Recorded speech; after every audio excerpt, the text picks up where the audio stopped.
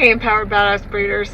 What do we do with the puppies that just don't self-soothe? If you've been breeding long enough, or even if you haven't, at some point you will have one of these puppies that, it's like they're always kind of throwing a little temper tantrum or a fit because they want to be held. They don't know how to self-soothe.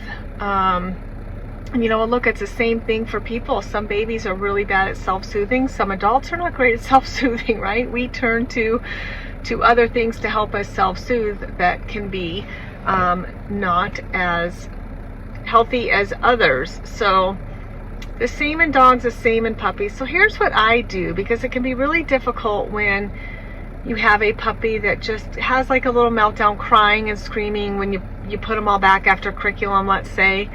And you don't want to reward the behavior by picking them up and coddling them and enabling it, because we work so hard not to. We're trying to empower our puppies and not reward ill behavior. So here we are faced with, like, what are we supposed to do? Here's what I have found, because they've got to be able to self-soothe. A puppy that cannot self-soothe, that goes home, can be really difficult for clients. Or the puppies that have separation anxiety, or the puppies that have a really difficult time kennel training. It just becomes a very needy, difficult puppy if not handled, if not disclosed to the new clients, and then them given the tools to continue what you're doing. Some of it's just tough love. The puppies have to learn how to self-soothe. But what we can do is set them up for success, I guess, prior. So when I identify and I know, hey, this puppy has really difficulty self-soothing, and it's when we get through curriculum and they get their handling and they get their love and their affection, and I put them down for their nap. They have a hard time transitioning from working and then love and affection, and now, oh, I'm alone. So I make note of that, and I will then spend extra time with that puppy prior to putting them down for their nap, to help. I'm still honoring and respecting them and understanding their needs are different, giving them that extra reassurance. I'll just pack them around while I'm doing things, give them that extra time, helping meet their softer innate needs of really kind of like reassurance and needing that connection with the human. And then I'll put them down for their nap. Now, are they still going to cry? Yes. What I found over time, though, it's typically a lot less, because I'm meeting them where they need, but also helping to continue to empower them that, hey, I heard you, I understand you, you need more. You need more from me, you need more reassurance, you need more love and affection, you need that extra time. But because I'm doing that, then you do have the ability now to take your nap, to self-soothe, to know that you're going to be okay, if that makes sense. So it's trying to meet those needs and understand that puppy just needs more from you. At the end of the day, they just need more from you. But we don't want to do it when they're already having their fit, because you are rewarding that behavior. So we want to just back up a little bit, identify when does this puppy have the most difficulty self-soothing. So target that and pay attention, and then make the necessary steps to spend the time to give them what they need. We want to meet their needs. We want to honor them. We want to respect them. We want them to be the best they can, so we can say, hey, I know you need more. And by me doing that and then giving you the opportunity to continue self-soothing on your own, I'm going to be setting you up for success. So same thing with then putting them in the kennel. If they need a little bit more time and reassurance and love and affection, or whatever, more of your time before putting them in the kennel, then do that. But then you do have to let them cry it out. That's where the tough love comes into play. They can't always have their way.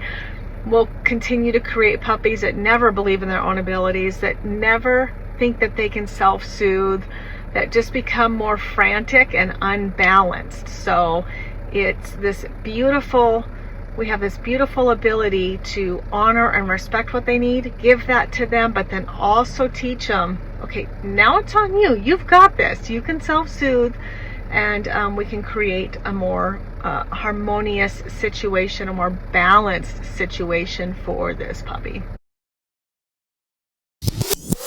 Today, I want to remind you to find joy in this journey because I live it. I've lived it for a long time, and I've made mistakes along the way. It's so easy to get caught up in all of the burden and the worry, from should I buy this dog? Should I not buy this dog? How much of a risk is this? Will they pass their health testing? And then you go through all the health testing. And then are they pregnant or are they not pregnant? Will they have how many puppies? Will they be healthy puppies? Will there be any problems along the way with the delivery or whelping or mastitis?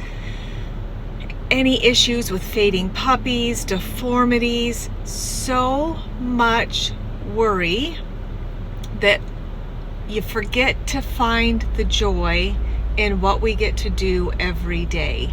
It's so easy to get burdened by all of the worry that we have because we do have life and death at our hands constantly, all the way from do we buy this dog for our program, all the way to how do we retire this dog, to clients, to follow-ups with puppies, to my website needs to be better. I need to be better on social media. So much weight is on us that we forget to find the joy in our journey. Living today in the moment and finding the joy in the little things and trying not to. It's hard. It's hard for me. I get caught up in all those things I worry about. And I've lost my way along this journey too, of not finding the joy and remembering the power of a dog and what we're really doing is impactful and meaningful and has purpose. So find your joy. Even if you have to write something down every day, remember every day to find the joy in what you're doing, despite the tornado that is constantly around us and living in these 8-9 week increments and just thinking, well, I'll be happy when I know they're pregnant. Well, I'll be happy when I know my puppies are all healthy. I'll be happy when I know my puppies are sold and in good homes. Okay, well, I'll be happy when I get this dog health testing complete and it passes. We put these limits on I'll be happy when, and we forget that that's not a healthy way to live life. We need to find the joy in every day because this is part of the journey now. And I know I can look back and say I've made massive mistakes about this, just getting so caught up in all of those. Well, I'll be happy when, and I'll feel better when, and I can't wait until when. And I lost a lot of time in between not finding the joy.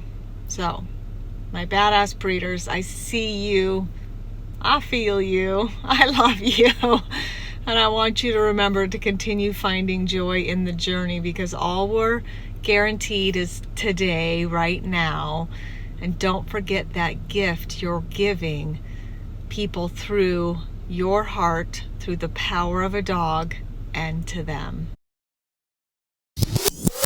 We talked about last week about never allowing any other dog around your mom and her litter due to safety issues. Other dogs will completely kill an entire litter, and or moms will turn on their own litter thinking they're protecting them, or lay on them thinking they're protecting them. So I wanted to also bring up that 2 girls in heat are like high school girls. They could get along fine and cohabitate beautifully for years. And one heat cycle can change everything and turn things to shit very quickly.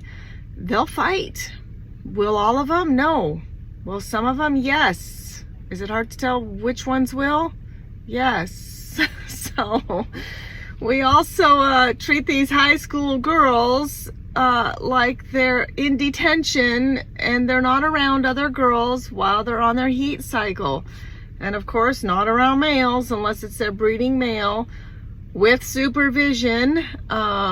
We don't just give them a free-for-all. We've had males injured, not by fighting, but by overuse of their private parts, if you know what I mean. So I tried that all natural, just leave them together for a few days. Didn't work out so well for my male. So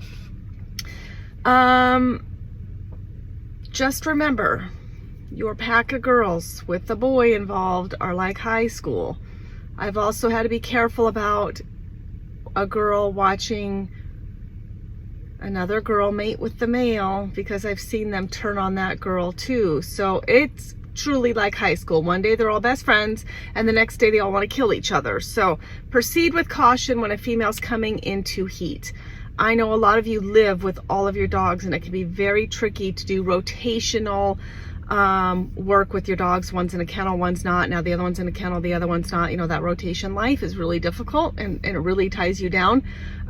But be very careful, because I know so many of you have had dogs really get torn apart and had to have surgery and drains, and it makes you feel like crap. So if I can prevent you from feeling like crap, then I've done my job. So be careful of the high school cliques out there. When heat cycles happen, girls get funny, and boys can turn on each other too.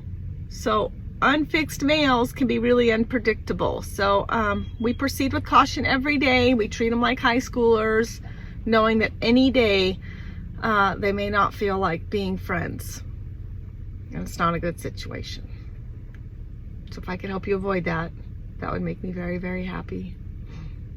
Can they all cohabitate beautifully and never have an issue? Yeah, but they'll only last so long, because something will get thrown in the mix and a spanner in the works, and it will all fall apart, and you'll have a fight, and you'll be caught off guard. So I'm here to help you not get caught off guard. Thanks for riding shotgun with me today. Bye.